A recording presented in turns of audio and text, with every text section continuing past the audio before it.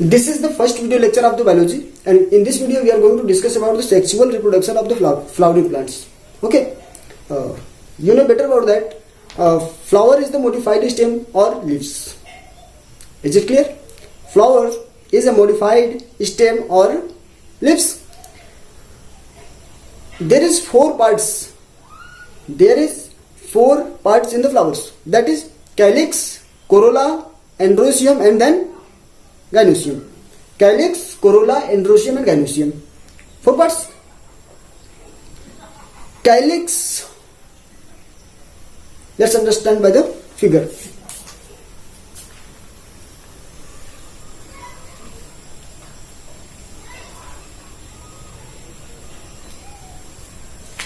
समझ गए? That is your calyx. इसके सिंगल पार्ट को आप नाम दे देते हो क्या? सेपल. सिंगल पार्ट को आप सेपल नाम बोलते हो, जबकि आप ग्रुप में बोलोगे तो क्या बोलोगे? कैलिक्स बोलोगे. कैलिक्स के ऊपर आप रंगीन पार्ट देखते हो ना, a coloured part present above the calyx. That is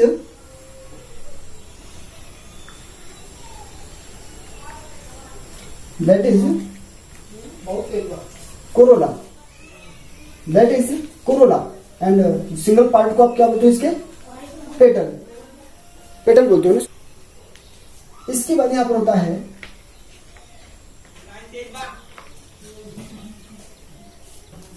रफली फिगर है, बिल्कुल रफ फिगर है. तो आप लोग ये समझिएगा कि जब फिगर आप लोग बुक से बनाएंगे तो अच्छा सा फिगर बनाएंगे. ठीक, कलरफुल फिगर होगा आपका और बढ़िया सा फिगर. मैं समझाने के लिए आपको ये ड्रा कर रहा हूं बस.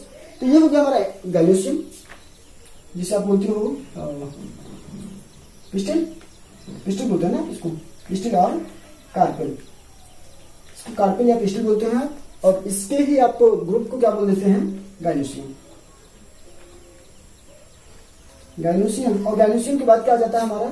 एक अनादर पार्ट यहां से जुड़ा होता है, जिसे आप बोलते हैं, जिसे क्या बोलते हैं? स्टैमेन. इसे आप बोल देते हैं stamen. Group of stamen is called as androecium. Androecium. Clear? देखिए अब फिर से हम इस फिगर को एक्सप्लेन करते हैं. There is four parts in the flower. That is calyx and then corolla, androecium and then gynoecium. Four parts. Calyx is the outer part which is green in color. After calyx, you can see a green colorful part which is above the calyx.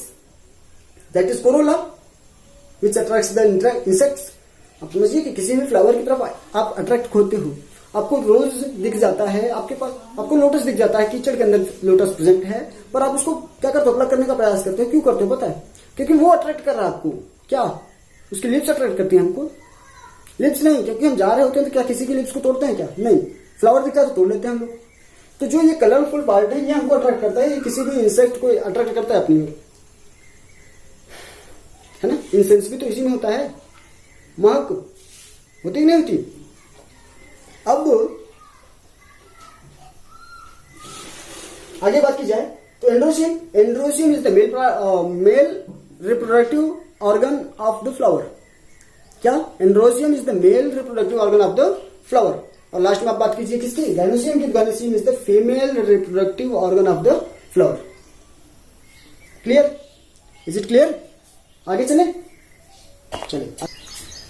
Stamen की you can see there is a filament type structure and it is known as a filament.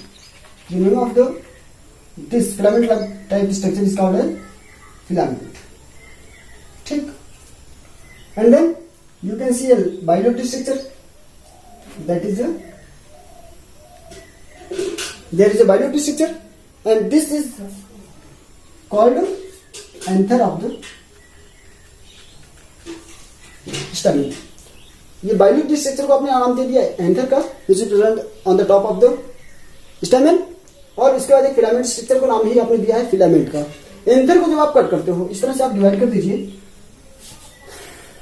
Anther को आपने इस तरह से divide किया तो आपको जो स्ट्रक्चर मिल रहा है अब उसकी डिस्कशन की जाए. ठीक, उसको डिस्क्राइब करते हैं हम. तो समझिए जब आपने एंथर को डिवाइड किया तो एंथर को डिवाइड करने पर आपको ये स्ट्रक्चर मिला. अरे यार,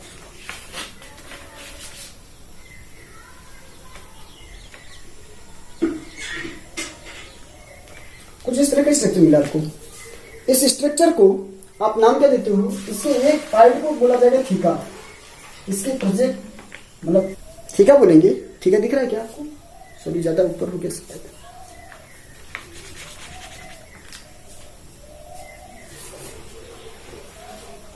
दिस इज थीका। तो थीका के नंबर्स कितना हो गया? 4, है ना? There is 4 theca in the anther. Bi lobe का मतलब कि ये आपका बाई लोब था, एक लोब ये था, दूसरा लोब ये था, प्रत्येक लोब में 2 थीका प्रेजेंट था, यहाँ पर 4 थीका प्रेजेंट हो गया। थीका के अंदर एक सैक की तरह संरचनाएं होती हैं, ये sac type structure are present there in the theca. और उसके बाद अब हम लोग बात करें, अगर एंथर को डिस्क्राइब करने की बात करें, तो the outermost part of the anther is called as epidermis. The outermost structure which is a type of layer is called as epidermis. तो हमने बात करी कि ये हमारा सबसे आउटर मोस्ट पार्ट हो गया। अगर इस पार्ट को हमने क्या नाम दे दिया? That is our epidermis. Okay, after epidermis and another layer is present, that is endothecium. Sir ये ऊपर वाले पार्ट्स आपको दिख नहीं रहे, सॉरी यार, मैं भूल जा रहा हूँ कि ऊपर वाला पार्ट आपको दिख नहीं रहा। चलो मैं इसको ड्रा करता हूँ यहाँ पर। That is our epidermis. The outermost part is the epidermis.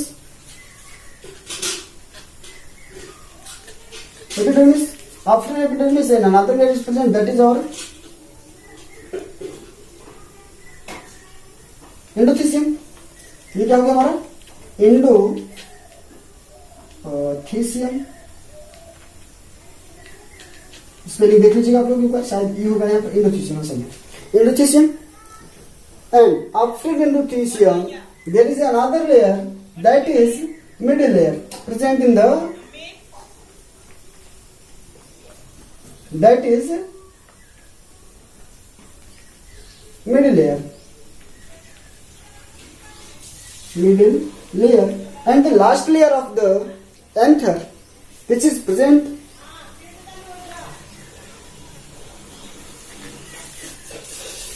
the last layer of the anther is called as a tapetum. The last layer of the anther is called as tapetum. ध्यान से समझिएगा ये बात। हमने 4 layers की बात की यहाँ पर, epidermis, endothecium, middle layer and tapetum. फिर से सुनिए, epidermis, endothecium, middle layer and tapetum. बहुत आसान है चारों। सबसे बाहर हमारा एपिडर्मिस, उसके बाद क्या है? एंडोथीसियम, उसके बाद क्या है? मिडिल लेयर, उसके बाद क्या है? Tapetum. Tapetum, the function of the tapetum is called as the function of tapetum is to provide nourishment to growing cells there in the sac. जो सैक में सेल्स ग्रो कर रहे होंगे उनको न्यूट्रिशन देने का कार्य ही किसका है? टैपिटम का। वो कौन से सेल्स होंगे इसकी अभी हम लोग चर्चा करने जा रहे हैं आगे। ठीक, देयर इज 4 सैक्स, है ना? ये 4 सैक है। अब इसको क्या बोलते हैं? आप इन सैक को आप क्या नाम देते हैं? इनको आप नाम देते हैं माइक्रोस्पोरेंजियम। ध्यान से समझिएगा, माइक्रोस्पोरेंजियम, दैट इज और माइक्रोस्पोरेंजियम। माइक्रोस्पोरेंजियम में क्या होगा? सीधी सी बात है, अगर माइक्रोस्पोरेंजियम है तो यहाँ पर माइक्रोस्पोर्स का फॉर्मेशन होगा। और माइक्रोस्पोर्स का फॉर्मेशन किससे होगा?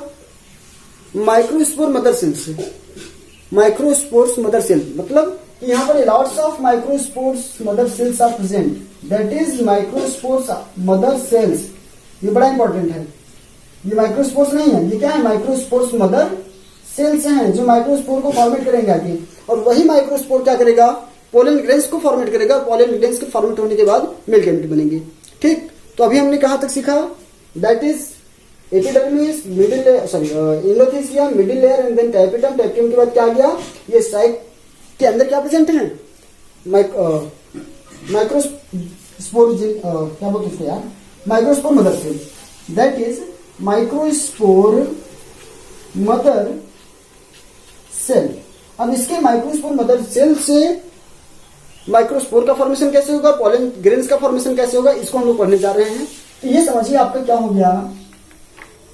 That is suppose that microspore mother cell, that is microspore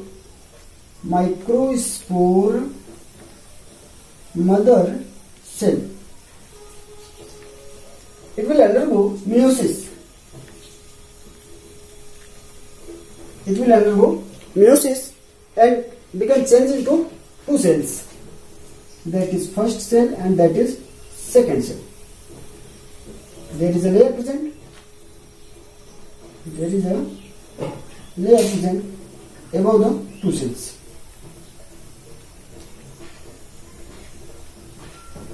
And it will undergo another meiosis.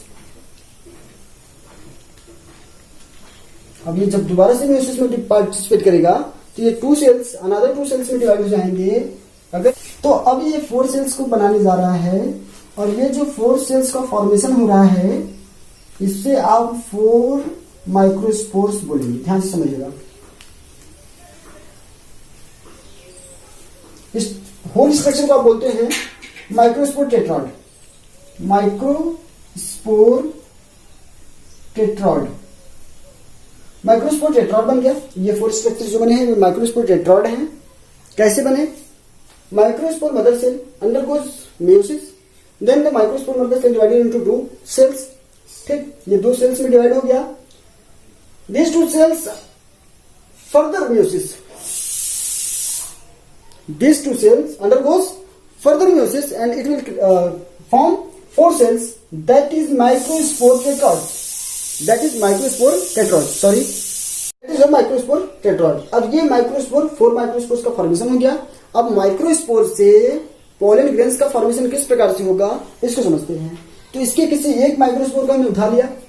ठीक, इसके किसी एक माइक्रोस्पोर को हमने उठाया. माइक्रोस्पोर रहेंगे. ठीक, ये माइक्रोस्पोर जो है it will undergo mitosis and after mitosis it will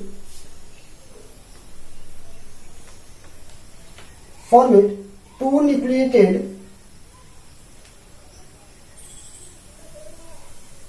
sell.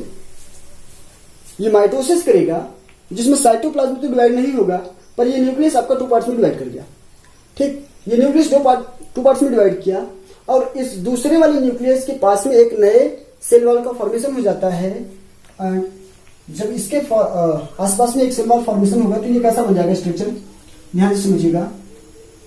इस तरह से एक सेल ये हो गया और एक सेल ये हो गया. The larger cell is called as a vegetative cell. The larger cell is called vegetative cell and the smaller cell is called generative cell. ध्यान से समझिएगा ये बात. एक्चुअली यही पॉलन ग्रेन है हमारा. That is your pollen grain.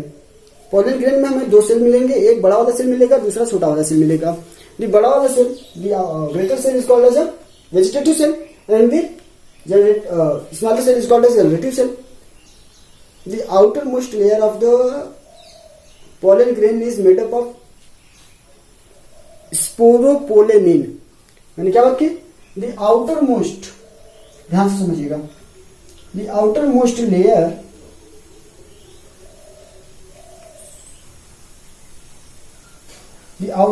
layer of pollen grain is made up of sporopollenin. Sporopollenin is a substance which never destroys. Sporopollenin एक ऐसा सब्सटेंस है जो कभी भी डिस्ट्रॉय नहीं होता. कोई भी एंजाइम और केमिकल नहीं बना अभी तक जो स्पोरोपोलेनिन को डिस्ट्रॉय कर सके. ठीक, तो स्पोरोपोलेनिन कभी भी नष्ट नहीं होता. It can never destroy. और एक बात कि स्पोरोपोलेनिन के inner after the sporopollenin another layer is present that is made up of यार इसको ऐसे बनाना पड़ेगा. ठीक, after sporopollenin layer there is another layer present that is made up of sorry यार ये कुछ तो है भाई पंगा. that is made up of cellulose and pectin. cellulose and pectin. तो अभी तक आपने सीख लिया है किस तरह से पोलन ग्रेन्स का फॉर्मेशन होगा. पोलन ग्रेन्स बना कैसा है. That is a Oval structure. The outermost layer of the pollen grains is a sporopollenin, made up of sporopollenin. This is very rigid. It can never destroy. हमने पहले भी बात की, बहुत ही दृढ़ है, कभी भी नष्ट नहीं कर सकता. एंड माता जी, अभी तक हम लोगों ने सीख लिया है कि स्पोरोपोलेनिन का फॉर्मेशन कैसे होगा. सॉरी फॉर द डिस्टर्बेंस, जो भी अभी थोड़ी बहुत डिस्टर्बेंस हुई इसके लिए सॉरी. मैंने क्या बात की, पोलन ग्रेन्स का फॉर्मेशन हुआ. ठीक, तो मेल रिप्रोडक्टिव ऑर्गन से पोलन ग्रेन्स का फॉर्मेशन हुआ. अब ये पोलन ग्रेन जो बना हुआ है, इसमें से जब पॉलिनेशन होगा, पॉलिनेशन के बाद ना ये आपका जनरेटिव सेल जो है ये दो अनादर 2 पार्ट्स में डिवाइड हो जाएगा. और जब अनादर 2 पार्ट्स में डिवाइड होगा तो ये 2 मेल गैमेट्स का फॉर्मेशन करेगा. वहां पर भी माइटोसिस होता है. तो आपने अभी भी सीखा है कि जब माइक्रोस्पोर मदर सेल था, माइक्रोस्पोर मदर सेल से माइक्रोस्पोर कैसे बने थे, मियोसिस से. ध्यान से समझिएगा ये बात. माइक्रोस्पोर मदर सेल से मियोसिस हुआ था तो क्या बना था, फिर माइक्रोस्पोर्स बने थे. वहां पर एक बार माइटोसिस हुआ जब, तो आपको मिल गए पोलन ग्रेन्स, है ना. पोलन ग्रेन्स में अनादर जब माइटोसिस होगा तब क्या मिल जाएगा आपको, तब मिलेंगे आपको मेल गैमेट्स. समझ गए. अब पॉलिनेशन में मेल गैमेट्स की हम लोग चर्चा करेंगे, वहां पर उसकी सारी बातें जो है अच्छे से डिस्कशन करेंगे. आज का वीडियो इतना ही. सबसे इंपॉर्टेंट बात, अगर वीडियो आपको पसंद आया है तो आप लोग लाइक करिएगा बटन, नहीं पसंद आया तो डिसलाइक करिएगा. अनादर वीडियो आपको तभी मिलने वाला है जब आप इसका नोट्स दिखाएंगे हमको. आज के वीडियो का नोट्स दिखाएंगे, और उससे भी इंपॉर्टेंट है कि आप बताएंगे हमको कि वीडियो कैसा लगा आपको. ठीक, अनादर वीडियो अगर आपको चाहिए बायोलॉजी का तो आप बताएंगे, अदरवाइज ये पहला और लास्ट वीडियो का. Thank you so much.